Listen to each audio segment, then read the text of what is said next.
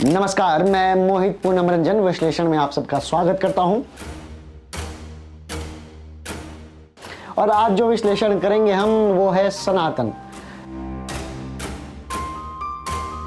सनातन शब्द अपने में एक बड़ा शब्द, जिसकी परिभाषा, जिसका विश्लेषण मेरे ही बस से बाहर है।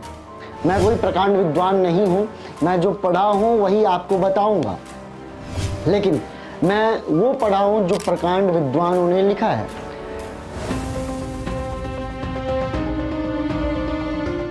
हिंदू को समझना या सनातन को समझना सबके वश से बाहर है, सबके वश में भी नहीं है। मैं भी उतना ही समझ सकता हूं जितना मैं पढ़ूंगा, या अगर मैं सनातन को अंदर से घुस कर देखूं तो शायद मेरी उम्र निकल जाए। तो सनातन को समझना, क्योंकि सावन का मौसम है और सावन का मौसम शुभ होता है, और इस मौसम का, इस सीजन का महत्व हर एक हिंदू जानता होगा।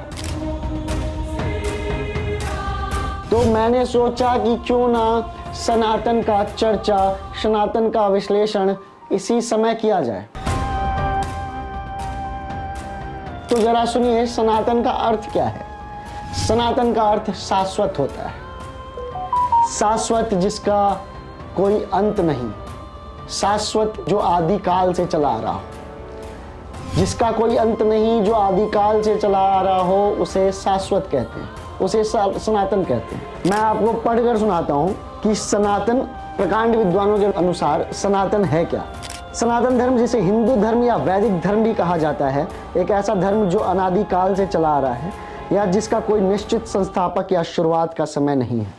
सनातन एक ऐसा धर्म है जिसका कोई संस्थापक नहीं है, और अगर संस्थापक हैं तो वो हैं ब्रह्मा, विष्णु, महेश, कृष्ण, श्री राम, बलराम, दुर्गा, लक्ष्मी, सरस्वती, या एक ऐसी शक्ति जिसके बारे में हमें कोई जानकारी ना हो। ये सनातन है। सनातन को समझना इतना मुश्किल है कि जब कई प्रकांड विद्वान रिसर्च कर रहे थे सनातन के ऊपर, तो उन्होंने कहा सनातन ही शून्य है और शून्य ही सनातन है। अब शून्य का महत्व अगर आप समझ सकते हैं तो सनातन का महत्व समझ सकते हैं। अगर आप शून्य का महत्व नहीं समझते हैं तो सनातन का महत्व नहीं समझ पाएंगे। शून्य के बिना तो गणित भी नहीं है, शून्य के बिना ये धरती, ये अंबर भी नहीं है, तो सनातन के बिना ये धरती, ये अंबर कैसे हो सकता है। मैं आगे बढ़ता हूँ और आप समझिएगा सनातन है क्या, सनातन के बारे में जानना कितना ज़रूरी है। और जो लोग सनातन या हिंदुओं को गाली देते हैं, वैसे तो मुंह बंद करवाने के लिए हम जैसे छोटे जानकार भी काफ़ी हैं, भारत का हिंदू ही काफ़ी है, लेकिन फिर भी जो सनातन को समझ नहीं पाते हैं और जो अपने आप को कहते हैं कि मैं आस्तिक नहीं नास्तिक हूँ, मैं सनातन पर विश्वास नहीं करता हूँ, जो कहते हैं कि मैं हिंदुओं पर या देवी देवताओं पर भरोसा नहीं करता हूँ, उसको सनातन के बारे में समझना चाहिए, सनातन को पढ़ना चाहिए। सनातन क्या है, इसकी जानकारी आपको होना बहुत ज़रूरी है। तो आगे लिखा है, यह धर्म विभिन्न देवी देवताओं की पूजा को मान्यता देता है, लेकिन सभी को एक ही परम शक्ति के विभिन्न रूपों के रूप में देखता है। हमारे धर्म में, सनातन में, हिंदू में माँ दुर्गा हैं, माँ काली हैं, माँ लक्ष्मी हैं, माँ सरस्वती हैं।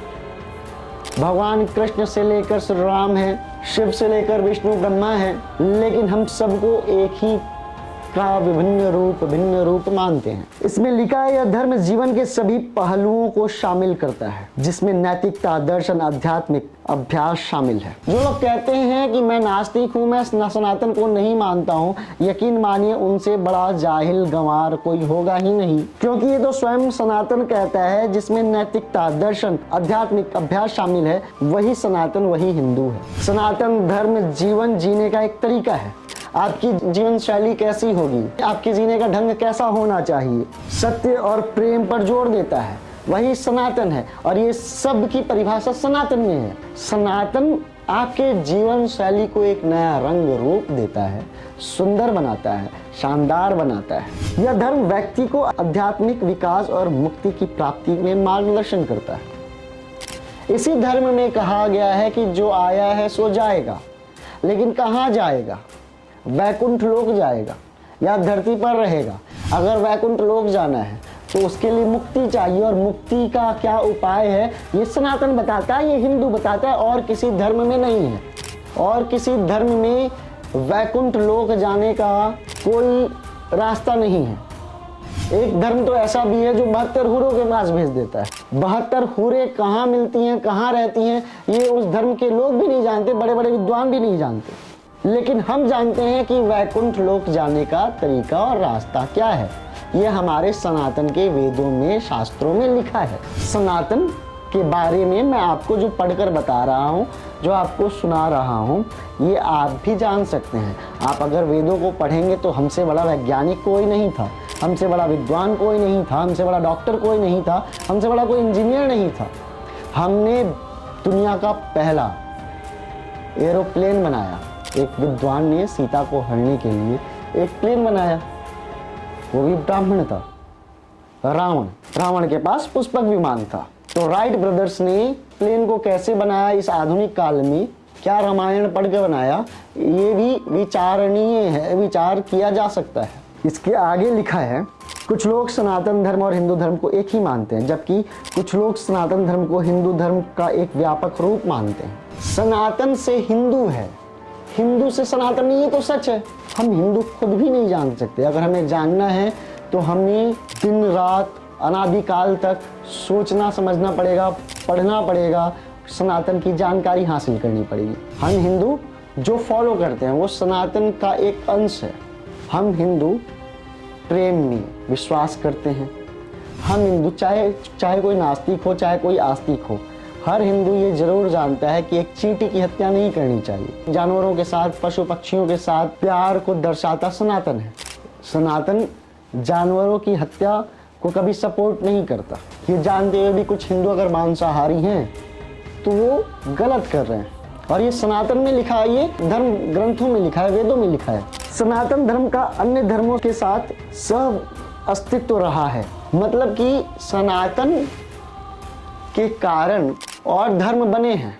जैसे अगर आप कुरान को पढ़ते हैं तो उसमें जो चीजें, जो रूल्स बनाई गई हैं, वो बहुत सारी गीता के उपदेशों से लिया गया है। आप क्रिश्चियनिटी को फॉलो करते हैं तो ईसा मसीह, जो क्रिश्चियनिटी की परिभाषा जो है, वो सनातन से लिया गया है। ऐसे बहुत सारे जो अलग अलग धर्म हैं जिन्हें दुनिया फॉलो करती है, अगर उसके अंशों को पढ़ा जाए, उसको अगर ढंग से पढ़ा जाए तो ये समझ में आएगा कि सनातन से ही प्रेरित वो धर्म है। तो सनातन क्या है, मैं ये कम शब्दों में, कम समय में आपको समझा पाया हूँ। बहुत कुछ समझा नहीं पाया हूँ, और बहुत समझने के लिए आपको सनातन पढ़ना पड़ेगा। हिंदुओं को पढ़ना पड़ेगा, हिंदू के वेद ग्रंथों को पढ़ना पड़ेगा और समझना पड़ेगा। ये तो जरूर मानना चाहिए कि दुनिया में अगर कुछ है तो वो सिर्फ सनातन है। इसका ना आदि है ना अंत है, जो चिरकाल से आ रहा है और चिरकाल तक जाएगा। ये सनातन है और सनातन को समझना बहुत जरूरी है। तो आज के विश्लेषण में इतना ही। आज का विश्लेषण हम सनातन के ऊपर किए हैं। सनातन को समझने के लिए आपको और पढ़ना पड़ेगा, लेकिन अभी के लिए बस इतना ही। फिर मिलेंगे एक नए एपिसोड के साथ, एक नए विश्लेषण के साथ। तब तक के लिए जय हिंद, जय भारती।